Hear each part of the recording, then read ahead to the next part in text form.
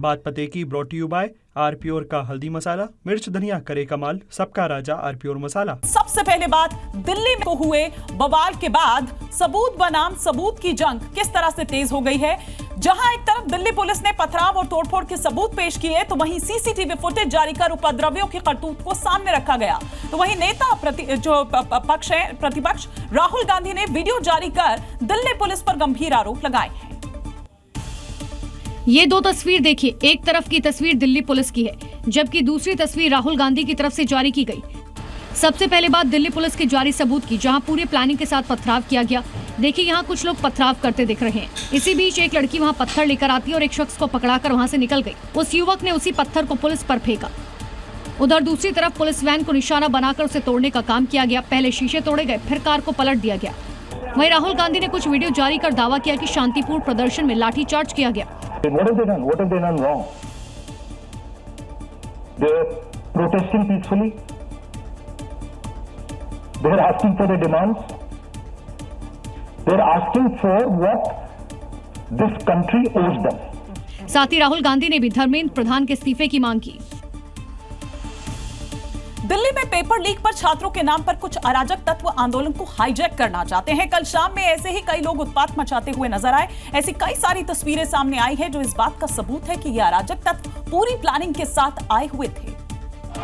ऐसा हम यूं ही नहीं कह रहे। पहले ये तस्वीर देखिए, कुछ उपद्रवी एक सुरक्षा कर्मी को दौड़ाता है। इसी बीच एक युवक उसे लात मारकर गिरा देता है और इसके बाद वहां मौजूद लोग उस पर लात घूंसे बरसाने लगे। वहीं एक उपद्रवी पट्टे से उस पुलिसकर्मी पर हमला करते दिख रहा है, जिसके हाथ में जो है वो उससे हमला कर रहा है। अब ये दूसरी तस्वीर देखिए, सड़कों पर एक जवान को दौड़ाया जा रहा है, लेकिन इस दौरान जवान के हाथ में बंदूक है। जैसे ही एक उपद्रवी मारने की कोशिश करता है, जवान ने अपना बंदूक तान दिया। डर के मारे वहां से उपद्रवी पीछे हट गए। इतना ही नहीं, उपद्रवियों ने पुलिस बैरिकेडिंग को पहले गिराया। चेहरे को ढककर रखे ये कौन से आंदोलनकारी है ये बताने की जरूरत नहीं है। वहीं इस बीच पुलिस लगातार शांति बनाए रखने की अपील कर रही है। आप कानून को अपने हाथ में ना लें, आपको बार-बार चेतावनी दी जा रही है। ये छात्रों के भेष में उपद्रवी हैं, जिन्हें सख्त सबक सिखाने की जरूरत है। मीठा या नमकीन, चाहे जैसे खाओ, 100% सूजी से बनी आरप्योर वर्मिसेली, स्वादिष्ट, सेहतमंद हर रोज। पेपर लीक को लेकर सदन के भीतर एक दूसरे को घेरने में जुटी बीजेपी और कांग्रेस के बीच अब सड़क पर भी संग्राम शुरू हो गया है। प्रधानमंत्री आवास पर घेराव करने के मुद्दे पर बीजेपी ने जब कांग्रेस के खिलाफ मोर्चा खोला तो कांग्रेसी कार्यकर्ताओं से उनकी भिड़ंत हो गई। दिल्ली में हुए बवाल और मानसून सत्र की वजह से यहाँ तो प्रोटेस्ट नहीं हो पाया, लेकिन पटना से लेकर विजयवाड़ा तक और हैदराबाद से लेकर लखनऊ तक में दोनों पार्टियों के कार्यकर्ता आमने सामने आ गए। पटना में तो कांग्रेस दफ्तर घेरने जा रहे बीजेपी कार्यकर्ताओं की राह में कांग्रेसी लठ लेकर खड़े हो गए। इसके बाद तो दोनों तरफ के कार्यकर्ताओं के हाथों में मौजूद झंडे डंडों में तब्दील हो गए और चलने लगी एक दूसरे पर लाठियां।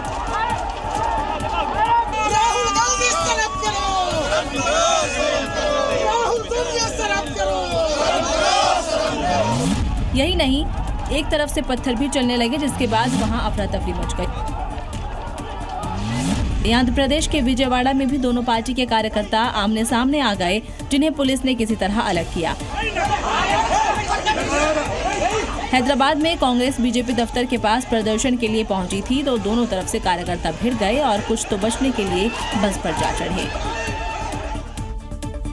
पटना में भी छात्रों का आक्रोश सड़कों पर दिखाई दिया। इन प्रदर्शनकारी छात्रों के हुड़दंग और पुलिस पर हमले से हालात इतना बिगड़ गए कि पटना पुलिस को प्रदर्शनकारियों को काबू में करने के लिए वाटर कैनन का इस्तेमाल करना पड़ा। आंसू गैस के गोले दागने पड़े, लाठी चार्ज तक करना पड़ा, जिससे मौके पर प्रदर्शनकारी छात्रों के बीच अफरा तफरी का माहौल देखने को मिला। हालात भगदड़ जैसे बनते दिखाई दिए क्योंकि वाटर कैनन और आंसू गैस के गोलों के साथ पटना पुलिस ने छात्रों पर लाठीचार्ज कर दिया।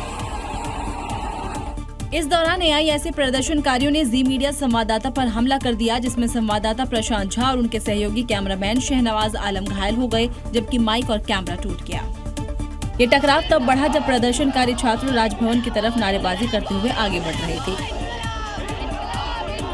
जिनको रोकने के लिए पटना पुलिस ने बैरिकेडिंग की थी, लेकिन प्रदर्शनकारी छात्र बैरिकेडिंग तोड़ने लगे, जिससे पुलिस के साथ झड़प हो गई और फिर पुलिस ने उग्र प्रदर्शनकारियों पर लाठीचार्ज कर दिया, जिससे शहर के कई हिस्सों में तनाव का माहौल बन गया।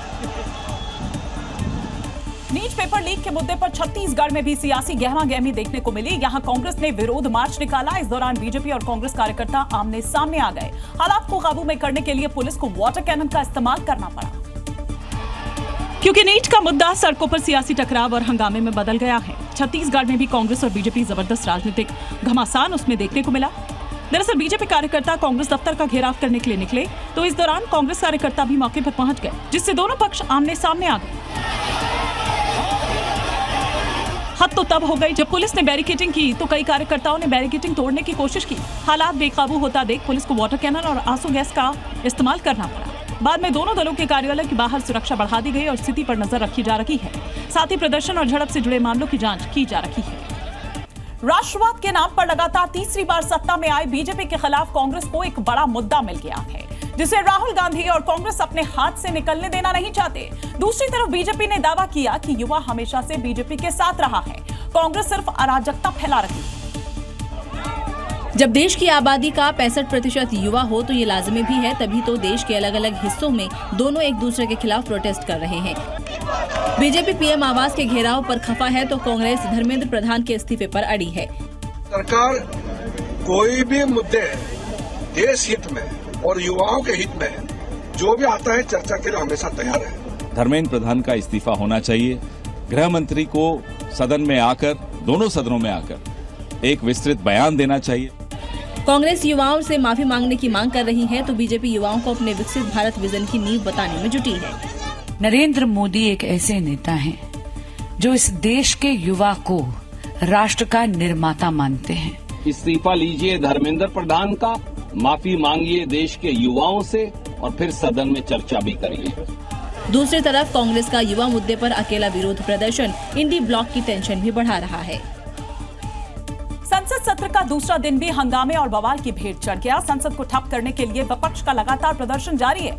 आज कांग्रेस के सांसद संसद में ब्लैक कपड़े पहने हुए नजर आए और सरकार पर जमकर निशाना भी साधा। कांग्रेस समेत विपक्ष के तमाम सांसदों ने संसद परिसर में हाथों में प्ले कार्ड लेकर छात्रों के समर्थन में नारेबाजी की।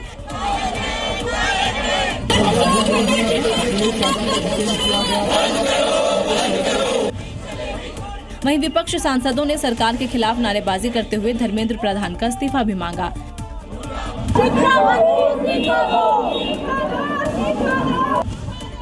सरकार का कहना है कि विपक्ष चर्चा से भाग रहा है, तो वहीं विपक्ष का कहना है कि आवाज उठाना अलोकतांत्रिक नहीं है।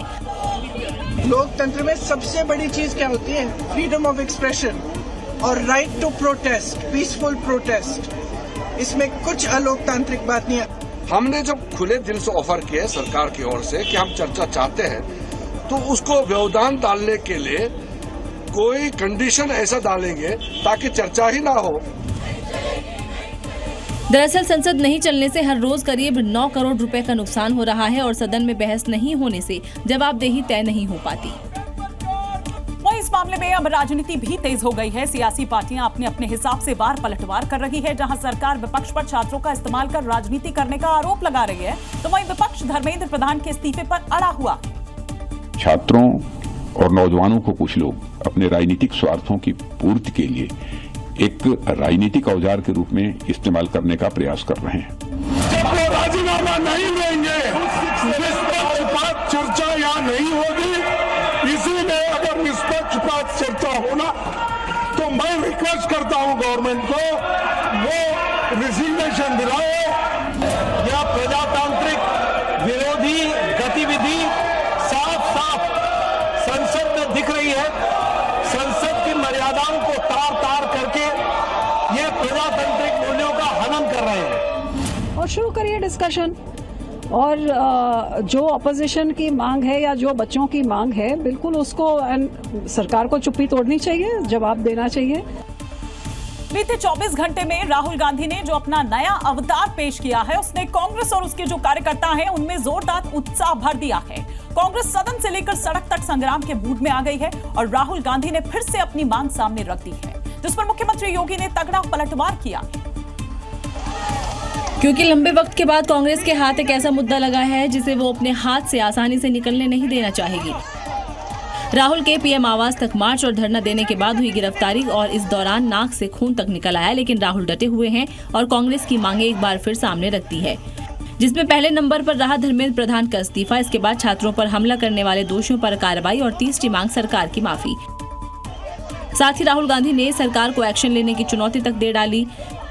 Do whatever you want to me. 5 times, 10 times, I don't care. In fact, I like it because I learn from it. And the government's allegation on you? I don't care about government's allegations. Rahul की इन मांगों पर CM योगी ने कड़ा पलटवार किया और छात्रों को बदनाम करने का आरोप लगाया। कांग्रेस के गुंडे दिल्ली में संसद सत्र का घेराव करने का काम किया। कैसे घेराव किए, कैसे तोड़फोड़ कराए छात्रों को बदनाम करने के लिए। मतलब ये बवाल इतनी जल्दी थम नहीं से रहा। और आपने देखा कि कैसे छात्रों के भेष में उपद्रवी चेहरा ढककर सुरक्षा कर्मियों पर हमला कर रहे हैं, उन्हें मार रहे हैं, लेकिन ये छात्र नहीं, ये छात्र के नाम पर बवाल करने वाले गुंडे हैं। ऐसे में आपको नीट के टॉपर्स की ये बात भी सुननी चाहिए, क्योंकि जो नीट परीक्षा के रद्द होने और उसके बाद परीक्षा देने वाले छात्र हैं, उन्हें स्ट्रगल की कहानी कुछ और ही है। नाम आर्यन गुप्ता, रीनीट में ऑल इंडिया रैंकिंग में नंबर 1, लेकिन प्रदर्शन की जगह उसे दोबारा से पढ़ाई का फैसला लिया। Of course it's unfair what happened, but it's not just with me. Somewhere along the line I realized that I have gotten another chance. So I just bounced back, gave my best every day. I started studying from the next day only. सुना आपने, paper leak हुआ जिस पर गुस्सा भी आया, लेकिन उसने दोबारा से मेहनत करना चुना। अब इनसे मिलिए। नाम पांशुल बंसल, रीनीट एग्जाम में ऑल इंडिया रैंकिंग 2 है। पढ़ाई को लेकर इनका क्या कहना है, सुनिए। अब रोने धोने से कुछ होगा नहीं, so I just got myself together and started focusing on, like, I followed my regular schedule that was before NEET, the first NEET. God has given me an opportunity for scoring better because He knows that I can score better. Paper leak के बावजूद पढ़ाई में जुटे रहे और नतीजा आपके सामने है, लेकिन कुछ अराजक तत्व इन्हीं बच्चों के पेपर लीक के नाम पर अपना एजेंडा चला रहे हैं। अयोध्या के राम मंदिर में चढ़ावा चोरी के मामले के सामने आने के बाद राम मंदिर ट्रस्ट की अहम बैठक हुई, जिसमें सीईओ के चयन को लेकर अटकलें लगाई जा रही थी। उस पर फैसला नहीं हुआ, लेकिन इस बैठक में धार्मिक समिति के गठन का फैसला जरूर लिया गया, जिसकी अध्यक्षता गोविंद गिरी महाराज को सौंपी गई है, जो राम मंदिर में पूजा पाठ से लेकर धर्म यज्ञ तक के कामकाज का फैसला लेंगे। इस समिति में स्वामी रामानंद दास, महंत राजकुमार दास, स्वामी विश्व प्रसन्न तीर्थ, स्वामी कमल नयन दास, स्वामी वासुदेवानंद सरस्वती और स्वामी दिनेंद्र दास को जगह दी गई है। यानी कि राम मंदिर का पूरा धार्मिक कार्यभार अयोध्या के 5 संतों के हाथों में होगा। आज हम लोगों ने धार्मिक समिति का पुनर्गठन किया है और मुझे आपको एक वाक्य में बतलाना आवश्यक है कि आज हम मंदिर का सारा धर्म कार्य का भार, उसका दायित्व अयोध्या के संतों को सौंप रहे हैं। इसको आप ध्यान में लीजिएगा। लेकिन इस दौरान जब राम मंदिर ट्रस्ट के सीईओ के नाम की चर्चा को लेकर सवाल पूछा गया तो क्या कहा, सुनिए। ये जितनी भी जगह है आप सबको मालूम है, ये विचाराधीन है, ये भी आपके सामने बता चुके हैं। इसके बाद में जब कोई आएगा निर्णय आपके समक्ष आ जाएगा। ये तो ट्रस्ट निर्णय करता है कि किसको कौन न्यासी आएगा, इसका ट्रस्ट निर्णय करेगा। क्योंकि राम मंदिर ट्रस्ट के सीईओ की नियुक्ति को 1 महीने के लिए टाल दिया गया। उत्तर प्रदेश विधानसभा चुनाव में अभी समय है, लेकिन भारतीय जनता पार्टी ने चुनावी तैयारियों को बूथ स्तर तक तेज कर दिया है। प्रदेश भर की सभी विधानसभा सीटों पर एक साथ बूथ सम्मेलन आयोजित किए गए और कार्यकर्ताओं को 27 के मिशन के लिए जीत के मंत्र भी दिए गए। जहां मुख्यमंत्री योगी आदित्यनाथ, दोनों उप मुख्यमंत्री, प्रदेश अध्यक्ष और संगठन के वरिष्ठ नेताओं ने अलग अलग विधानसभाओं में जाकर चुनावी दम भरा। सीएम योगी ने अपने विधानसभा क्षेत्र गोरखपुर में संगठन को मजबूत करने और चुनावी तैयारियों को और धार देने का आह्वान किया। जो लोग आज से 9 वर्ष पहले उत्तर प्रदेश को शक और संदेह की निगाह से देखते थे, आज वे सम्मान और विश्वास की निगाह से उत्तर प्रदेश को देखते हैं, गोरखपुर को देखते हैं। इसका कारण है भारतीय जनता पार्टी की डबल इंजन सरकार के द्वारा किए गए कार्य। और इसी के साथ सीएम योगी ने बूथ विजय से हैट्रिक का प्लान एग्जीक्यूट करना शुरू कर दिया है। वहीं डिप्टी सीएम ब्रजेश पाठक लखनऊ तो केशव प्रसाद मौर्य ने बरेली में मेरा बूथ सबसे मजबूत को धार दी और गाजियाबाद में बीजेपी प्रदेश अध्यक्ष पंकज चौधरी ने गाजियाबाद में 27 का बिगुल बजा दिया। चुनाव में अभी वक्त है, लेकिन तैयारियां पूरी रफ्तार पर हैं और बीजेपी का कहना है कि मजबूत बूथ ही चुनावी जीत की सबसे बड़ी कुंजी है। उत्तर प्रदेश विधानसभा में संबल के कट्टरपंथियों की कुंडली अब सामने आने वाली है, क्योंकि 2024 को हुई हिंसा की न्यायिक जांच रिपोर्ट को योगी कैबिनेट से मंजूरी मिलने के बाद अब इसे मॉनसून सत्र में पेश किया जाएगा। 450 पन्नों की इस रिपोर्ट में बदलती डेमोग्राफी का भी जिक्र किया गया है। संबल के पापियों का लेखा जोखा बताने वाली ये रिपोर्ट पिछले साल सीएम योगी को सौंपी गई थी, जिसे अब योगी कैबिनेट से भी स्वीकृति मिल गई, जिसके बाद प्रदेश की सियासत एक बार फिर गरमाने वाली है। संबल में जो दंगा हुआ, समाजवादी पार्टी के ही सभी नेता कार्यकर्ता शामिल रहे हैं। इस रिपोर्ट के केंद्र में है सपा सांसद जियाउर रहमान बर्क के भड़काऊ बयान। इसके अलावा रिपोर्ट में संभल की बदलती डेमोग्राफी का भी जिक्र है, जो 45% से घटकर 15% रह गई है। 1936 से 2019 के बीच हुए 15 दंगों में 209 हिंदुओं की मौत हुई। रिपोर्ट में शहर में 68 तीर्थ स्थल और 19 पावन कुओं पर अतिक्रमण का जिक्र है। रिपोर्ट की चर्चा संभल के चौक चौराहों पर हो रही है। धर्मांतरण हुआ है, उसमें 100% हिंदुओं का ही धर्मांतरण हुआ है। नहीं, ये गलत है, सिर्फ एक रूमर फैलाने वाली बात है, कहीं कोई डेमोग्राफी नहीं हुई है। जाहिर है इस रिपोर्ट के पेश होने पर हंगामा मचना तय है। और अब बात उत्तर प्रदेश के संबल की, जहां एक बार फिर अवैध मकानों पर बुलडोजर गरजने वाला है।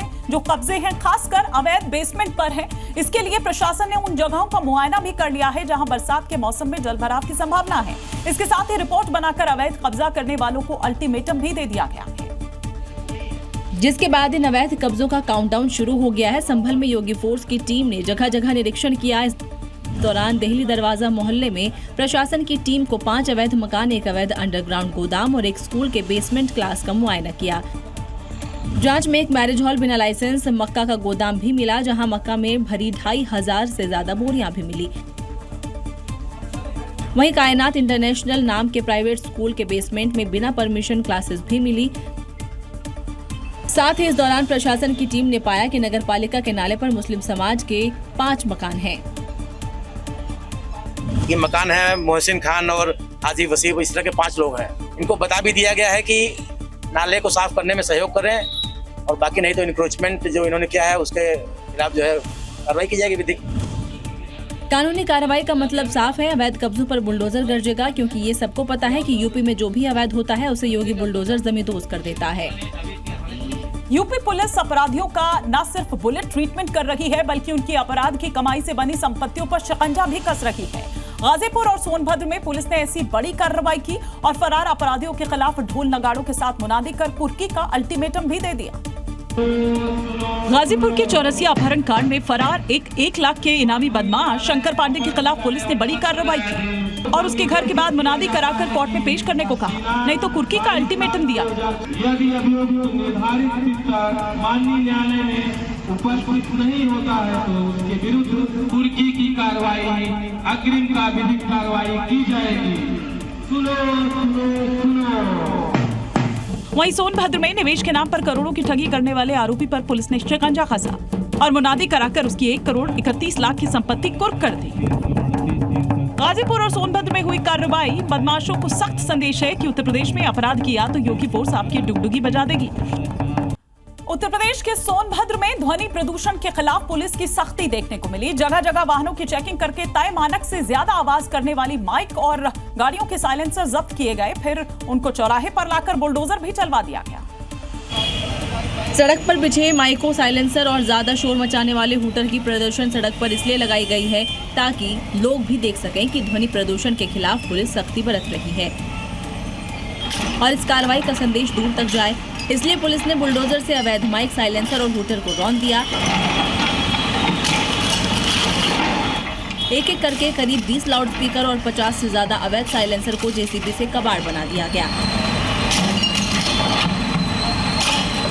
जागरूकता फैलाने के उद्देश्य से ऐसा हम लोगों ने किया है कि लोग जागरूक हो जाएं और इस तरीके से ध्वनि विस्तारक यंत्रों का उपयोग न करें। ये अपील पुलिस प्रशासन की तरफ से की जा रही है, लेकिन सवाल है कि क्या ऐसा करने से लोग मानेंगे, क्या ध्वनि प्रदूषण से अपने शहर को बचाएंगे।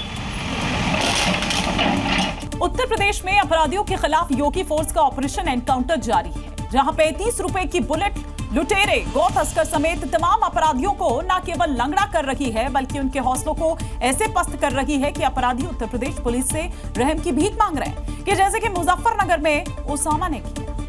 बचा लो मर गया साहब, बचा लो मर गया साहब, बचा लो। यही हश्र होता जब कोई अपराधी यूपी में अपराध करता है। तस्वीरें मुजफ्फरनगर की हैं और जो अपराधी पुलिस के सामने गिड़गिड़ा रहा है उसका नाम है उसामा, जो एक शातिर लुटेरा है। लेकिन पुलिस ने 35 रुपए के बुलेट से उसका ऐसा इलाज किया कि अब वो अपने पैरों तक पर खड़ा नहीं हो पा रहा है।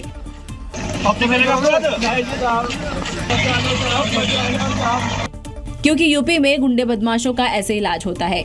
माफिया मिट्टी में मिल गए, गुंडे प्लान कर गए और जिसने जनता जनार्दन को आंख दिखाने का प्रयास किया गया वो अपने आप ही यमराज के घर भी सिधार गया है। सीएम योगी के अल्टीमेटम और योगी फोर्स के ताबड़तोड़ एक्शन ने अपराधियों का खौफ का माहौल बना दिया है। उत्तर प्रदेश में एक बार फिर से कोलिन कफ सिरप को लेकर चर्चा तेज है क्योंकि वाराणसी में गंगा नदी के किनारे बोरियों में छिपाकर कफ सिरप को फेंका गया है। ये वही कफ सिरप्स हैं जिससे मध्य प्रदेश, राजस्थान समेत कई राज्यों में 20 से ज्यादा बच्चों की मौत हो चुकी है। सवाल है कि कोडिन कफ सिरप के खेप को गंगा के किनारे बोरियों में बांधकर क्यों फेंका गया, जबकि इन दवाओं की बोतलों में मैन्युफैक्चरिंग डेट जून 2026 की लिखी है और एक्सपायरी डेट 2028 छपी है। तो फिर जैन मंदिर घाट पर बड़ी मात्रा में कफ सिरप की बोतलें बोरियों में भरकर लावारिस किसने फेंकी है? क्या कफ सिरप माफिया ने जहर की सप्लाई की खबर लीक हो गई है? ऐसे में योगी की नजरों में आने से बचने के लिए गंगा के किनारे कफ सिरप को दफन करने की कोशिश हुई, क्योंकि यूपी सीएम योगी पहले ही कफ सिरप माफिया को अल्टीमेटम दे चुके हैं। इस मामले में कोई भी अपराधी छूटने नहीं पाएगा और चिंता मत करिए, समय आने पर बुलडोजर एक्शन भी, उसकी तैयारी भी रहेगी।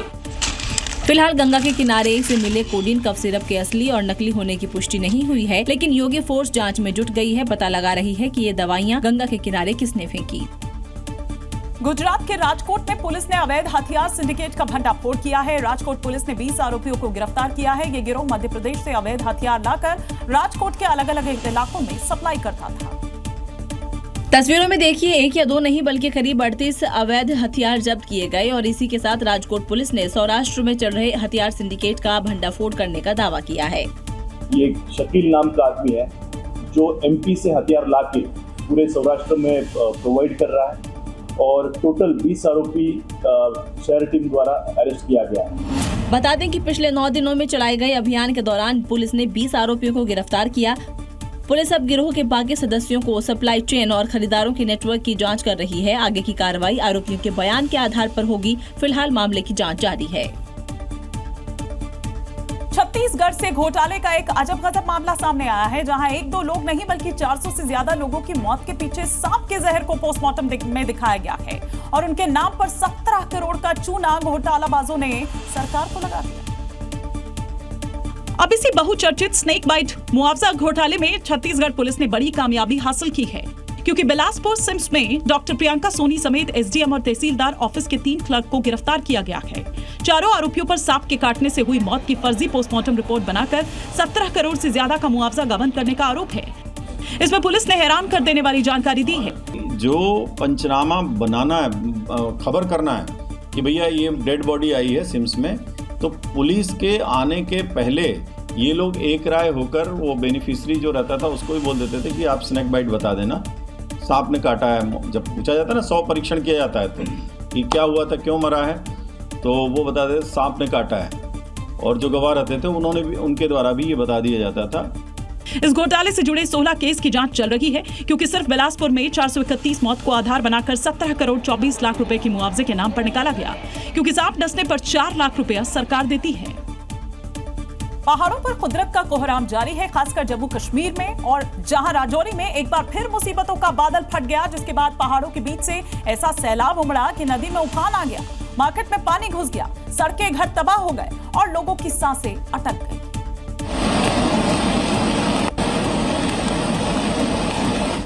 पहाड़ के बीच जल तांडव का ये खौफनाक मंजर दिल दहला देने वाला है, जो पहाड़ों से होते हुए नीचे रिहायशी इलाकों की तरफ बढ़ रहा है। ये खौफनाक तस्वीरें राजौरी के दरहाल इलाके की है, जहां उस वक्त हड़कंप मच गया जब इस इलाके में बादल फटा और दरहाली नदी में अचानक बाढ़ आ गई। दरहाली नदी में उफान ने राजौरी में जमकर तबाही मचाई। बाढ़ का पानी रिहायशी इलाकों तक जा घुसा। मलिक मार्केट इलाके में सड़कें टूट गई, जबकि कई झुग्गी झोपड़ियां तबाह हो गई। इसी के साथ कुदरत के इस कोहराम ने तो कई घरों की नींव को ऐसे हिला दिया है, कभी वो किसी बड़े हादसे का शिकार हो सकती हैं। देखिए कैसे घरों के नीचे से पानी बह रहा है। राजौरी समेत घाटी में बादल फाट तबाही को देखते हुए प्रशासन की टीम लोगों को नदी से दूर रहने की चेतावनी भी दी है और सतर्क रहने को कहा है। कश्मीर घाटी में रुक रुक कर हो रही बरसात की वजह से लोगों की मुश्किलें बढ़ गई है। इलाके में नदी और नाले उफान पर है, जिसका असर भी देखने को मिल रहा है। सबसे ज्यादा असर उन लोगों पर पड़ रहा है जिनका मकान और दुकान नदी किनारे है, और नदी के तेज बहाव में आने से उन्हें सबसे ज्यादा नुकसान हो रहा है, जिसकी तस्वीर बेहद ही डराने वाली है। देखिए पहले एक दुकान का कुछ हिस्सा टूटता है, उसकी थोड़ी देर बाद ही दूसरी दुकान में लगा शीशा टूटकर वहां गिर गया। इस बीच नदी के दूसरी तरफ खड़े लोग वहां से लोगों को हटने का इशारा करते रहे और फिर महज 6 सेकंड के अंदर ही सभी दुकान नदी में समा गई। गनीमत रही कि इस दौरान वहां दुकानों में रखे सामान को खाली करवा लिया गया था, लेकिन दुकानें जाने से दुकानदारों को लाखों का नुकसान हुआ।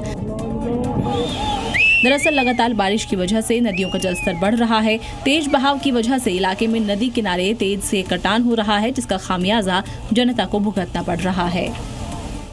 वहीं जम्मू कश्मीर के रियासी में चिनाब नदी का जलस्तर तेजी से बढ़ रहा है। सलाल डैम के सभी गेट खोले जाने के बाद नदी का बहाव और तेज हो गया है। कई इलाकों में भूस्खलन से आवाजाही प्रभावित हुई है। लगातार बारिश में चिनाब उफान पर है। लैंडस्लाइड का खतरा भी बढ़ रहा है। सुरक्षा के मद्देनजर प्रशासन पूरी तरह मुस्तैद है। आज भी राजौरी, पुंछ और रियासी के साथ साथ उधमपुर, जम्मू, डोडा, किश्तवाड़, रामबन इन सभी इलाकों में अलर्ट जारी किया गया। जम्मू कश्मीर में मानसून मुसीबत बनकर बरस रहा है। रियासी में चिनाब नदी का जलस्तर लगातार बढ़ रहा है। नदी किनारे स्थित शिव मंदिर के अंदर तक पानी घुस गया है। उधर सलाल डैम के सभी गेट खोल दिए गए हैं, जिस कारण चिनाब नदी खतरे के निशान के करीब बह रही है। और खतरनाक लैंडस्लाइड की तस्वीरें देखिए, जहां कीचड़ बड़े पत्थर सड़क पर आ गए हैं। जम्मू कश्मीर में पिछले कई दिनों से हो रही बारिश ने जनजीवन प्रभावित कर रखा है। फिलहाल मौसम विभाग ने चेतावनी दी है कि नदी नालों से दूर रहें, बेवजह बाहर निकलने से बचें और आधिकारिक एडवाइजरी का पालन करें। सोचिए अगर आप लाखों की कीमत वाला सामान कचरा समझकर फेंक दें तो क्या होगा। शायद आपके पैरों तले जमीन खिसक जाएगी। ऐसा ही कुछ हुआ मध्य प्रदेश के इंदौर की एक महिला के साथ। दरअसल एक महिला घर में सफाई कर रही थी। सफाई के दौरान उसे एक चांदी का लोटा मिला और उसने कचरा समझकर उसे फेंक दी। लेकिन कुछ वक्त बाद जब उसे अपनी गलती का एहसास हुआ तो हड़कंप मच गया। महिला ने जानकारी पार्षद को दी और फिर सफाई कर्मचारियों ने लोटे को खोजना शुरू किया। महापौर जी ने अधिकारियों को निर्देश दिए कि ये चूंकि निगम की प्रतिष्ठा का प्रश्न है, इसको तत्काल इसको ढूंढा जाए। अब इसे किस्मत ही कहेंगे कि महिला का फेंका हुआ लोटा मिल भी गया और उसे महिला को सौंप दिया गया। दावा है कि चांदी का लोटा करीब 2 किलो वजनी है, जिसकी कीमत 4.5 लाख से ज्यादा है। लोटा पाकर महिला खुश है। महिला समेत पूरे परिवार ने नगर निगम और सफाई कर्मियों का धन्यवाद किया है। साथ ही इंदौर जो स्वच्छता में नंबर 1 है, वहाँ के निगम कर्मियों ने ईमानदारी की मिसाल पेश की है। महाराष्ट्र के पुणे से एक दिल दिला देने वाली वारदात सामने आई है, जहां एक नाबालिग की लोहे की रॉड से पीट कर हत्या कर दी गई। लेकिन घटना के कुछ ही घंटों के बाद पुलिस ने 4 आरोपियों को गिरफ्तार कर कश्मीर वाला बोनट मॉडल दिखा दिया। वीडियो में देखा जा सकता है कि पुलिस कार के बोनेट पर 3 आरोपी चेहरा ढके हुए बैठे हैं, जिन्हें रस्सी से बांध रखा है और बारिश के बीच इन आरोपियों का सरेराह जुलूस निकाला जा रहा है।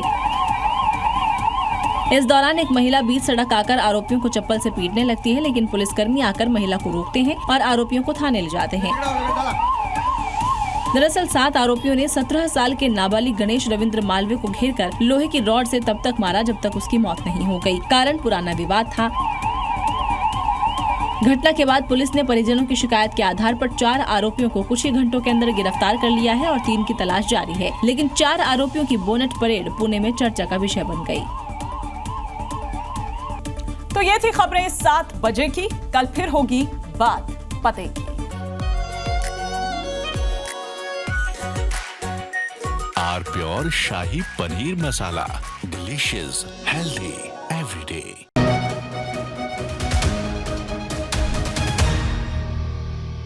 बात पते की brought you by R Pure का हल्दी मसाला, मिर्च धनिया करे कमाल, सबका राजा आर प्योर मसाला।